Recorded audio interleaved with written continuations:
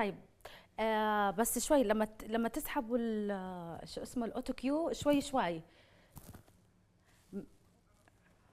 لا لسه خلوه بعدين بتمشوا معي لما احكي اديشن اللي بتطلعوه فوق. اوكي يلا نبلش. تمام.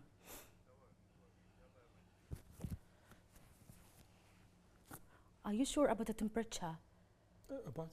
The temperature. It's fine. Oh, really? I've cold. For me, no. I'm cold. Really? That's cute. يلا احنا جاهزة. أبلش؟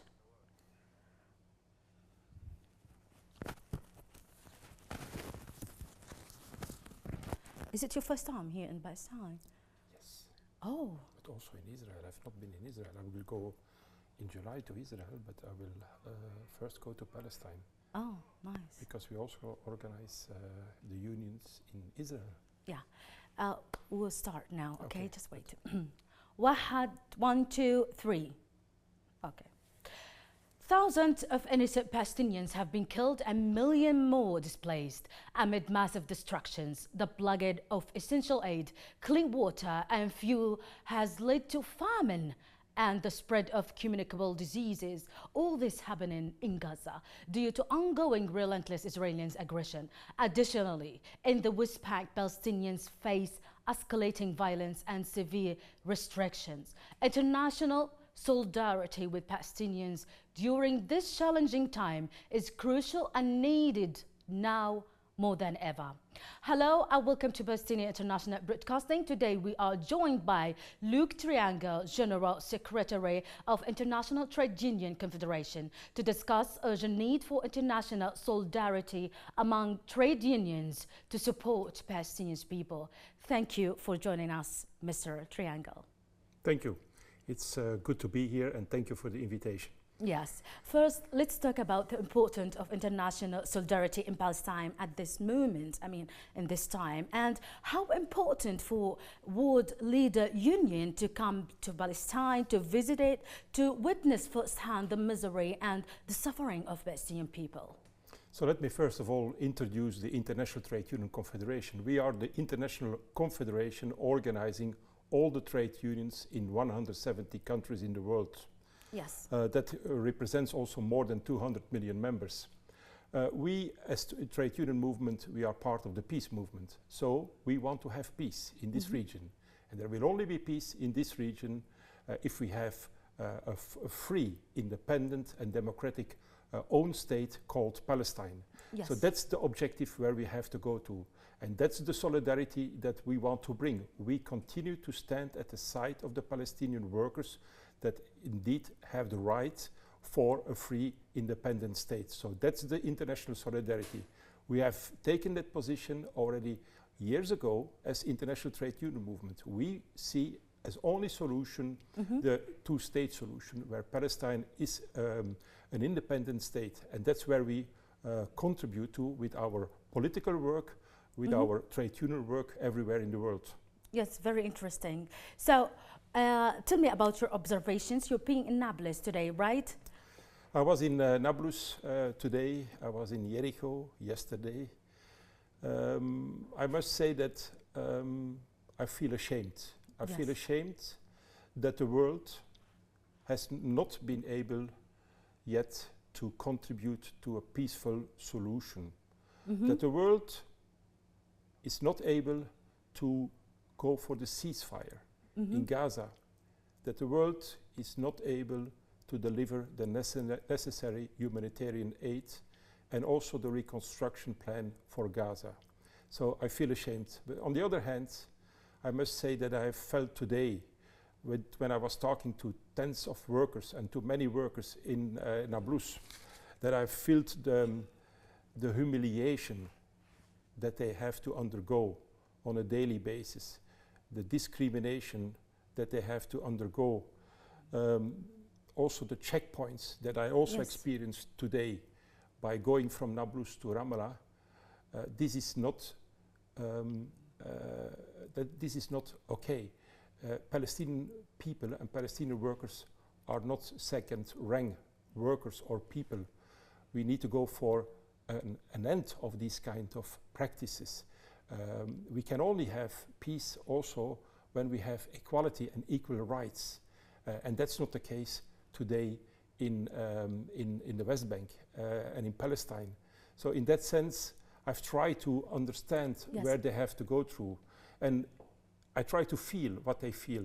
But they live in this condition every day. Yes, the situation is very dire and hard for Palestinians. So I want to ask you about, protest or a strike for solidarity with Palestinians. What action is really needed to support Palestinians in this time? And what step should be taken by workers worldwide, to stand and to support the right and the cause of Palestinians? Well, we can organize a lot of solidarity action with Palestinian workers and Palestinian people all over the world today. But at the end of the day, what really counts is a political work that needs to be done.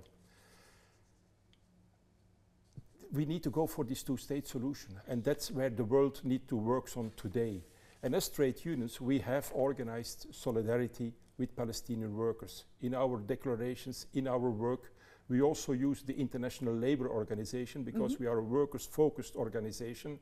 So for us, the International Labour Organization is an important UN agency that can also deliver work and help and assistance. So also there we lobby and we do our work, and we also continue to do that in the next weeks in Geneva during the International Labour Conference in favor of Palestine. So Palestinian workers, and that's where we have to further work on. So you focus on political level. Are there any economic or social actions?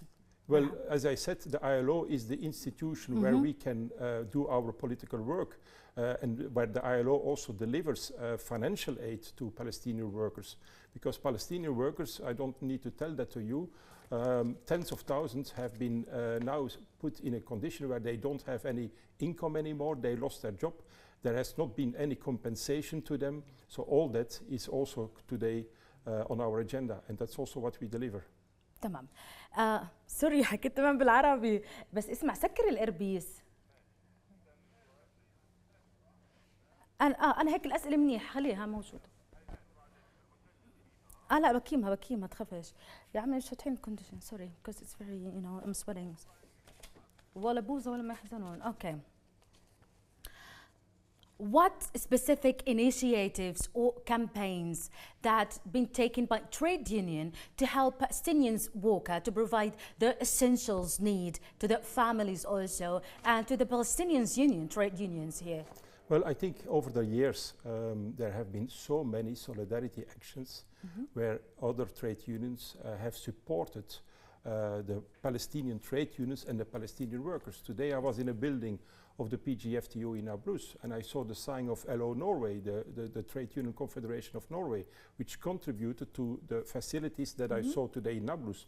So there are plenty of examples that I know that are done by individual trade unions in certain countries with the Palestinian workers and with Palestinian trade unions.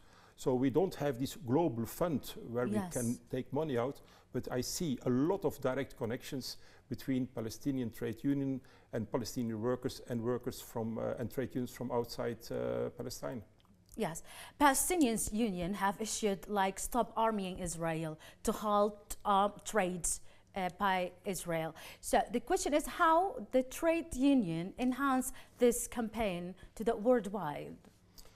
Well, this is a Palestinian campaign. Let me be very clear on this point. But on the other hand, I'm absolutely on the line that arms are not going to solve the conflict. More arms, more ammunition is not helping to solve the conflict. It's only fueling the conflict. So that's why the ceasefire and a completely different approach is the only way forward.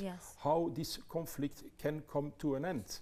So dialogue and also the political work done by countries, important countries in the world, to finally come to the end of this 75-year reality for Palestinian people and Palestinian workers.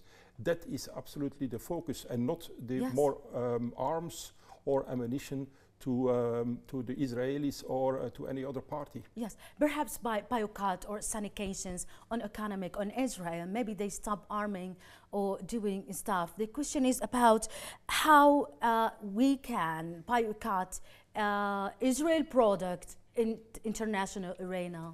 Well, we focus very much on what's happening in the illegal settlements areas. Yes. Yeah, on what's happening here in the West Bank. So we have already said that companies that are doing business with illegal settlements economically here in the West Bank should be condemned, should be punished. So that's what we say today.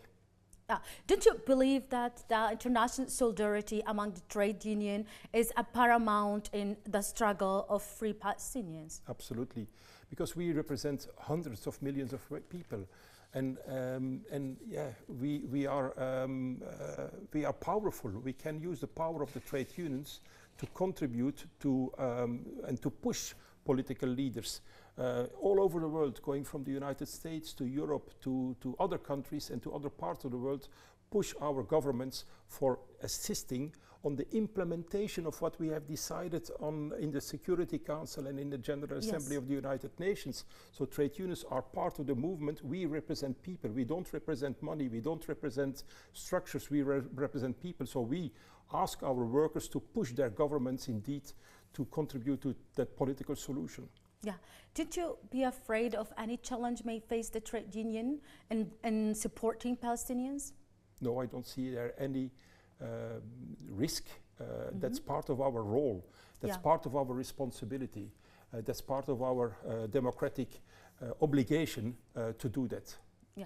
How is it important to educate members about the struggle of Palestinians? You know, by education or political education, perhaps we can have a long-lasting solidarities with Palestinians. Wait, can you repeat the question? Because I didn't. The question is by educating the member of a trade union about the struggle of Palestinians people, in order to have a long-lasting solidarity. Well, you need to understand what is the origins of this conflict. Where were we in 1948? Where were the Palestinians in 1948? What was the reality in this part of the world in 1948? And what is the reality today? What has been said in the meantime in the Security Council, in the United Nations, and what happened on the ground in real? And that's what we need to indeed explain, because many people have an opinion about this conflict, but not so many people know what it is really, where it comes from. So education and indeed explaining where this all comes from is part also of understanding and raising awareness among workers and among people in the world. Yes. I want to ask you about one of the most successful union movement was, you know, to halt the apartheid in Africa. And there's many more successful historical movement. How can we draw a lesson to help Palestinians in that struggle? Well, the apartheid in South Africa was absolutely condemned by the trade union movement globally. Yes. And so in that sense, what's happening today here in this region is also not accepted by the trade union movement. And in that sense, we know where the solution is. And the solution needs to go for this free, independent and democratic Palestine. And that's where we need to work for with the same conviction, with the same determination as what we have done to finish the apartheid in South Africa. No one believed us that we would ever be able to contribute to that and to do that. And nobody believes us today that there will be ever a free and independent country and a state. Well, at the end of the day, we will have a free and independent Palestine. We don't know yet when, but we will have one day an own state called Palestine, with Ramallah as its as one of the centers. Yes. On a personal level, what drives your commitment to solidarity with Palestinians, and what you want to inspire others, you know, to come to Palestine, to visit Palestine? Well, I'm always, my whole life, I've been convinced about fighting for equality, for rights, for humanity, for democracy. And all these things here in the West Bank, where I am now today, I don't see that happening. There is no equality, there are no equal rights. There is one superior and there is one that has to be listening. And that's not acceptable. As I said before, I try to feel the humiliation. I try to feel the aggression that people here experience every day. I try to feel what it means here in Palestine to stay 4 hours on a checkpoint without any reason to wait before you can drive further with your car. I try to feel all that, and that's something that drives me to work further with the Palestinian trade unions and with the whole trade union movement on a final solution for this conflict. The world needs it, but most of all, the Palestinians need it, and they deserve it. They have the right for a free and independent country, state, Palestine. Yes. Thank you so much for this. Finally, Mr. Triangle, what message you would like to convey to the viewers in Palestine or internationally? Well, first of all, Gaza. Everybody focused today on Gaza, and rightfully, we need to finish this massacre. Yes. What happened on the 7th of October cannot be justified. But what happened after the 7th of October can absolutely not be justified. And we have to see the 7th of October in the light of 75 years of occupation. Yes. That's my point always. But what's happened since the 7th of October is absolutely unacceptable. So the ceasefire, the humanitarian aid, the reconstruction of Gaza are in those order the priorities. Ceasefire, helping people, feeding people, and reconstructing a free Gaza. And secondly, the world cannot forget what's happening today in the West Bank, because everybody focuses on the Gaza, but also in the West Bank, people suffer more and more difficult circumstances with unemployment, with job losses, and with more checks and humiliation going on a daily basis. So both need to be combined, and that's what needs to be finished. Thank you so much, Mr. Triangle, for being with us. You know, you don't need to be a member of a trade union to support solidarity with Palestinians. Everyone can support Palestine. Everyone can stand for the justice, can contribute to the movement of liberation. Thank you so much for watching Palestinian International Broadcasting. Thank you. Thank you. Sorry, it was short.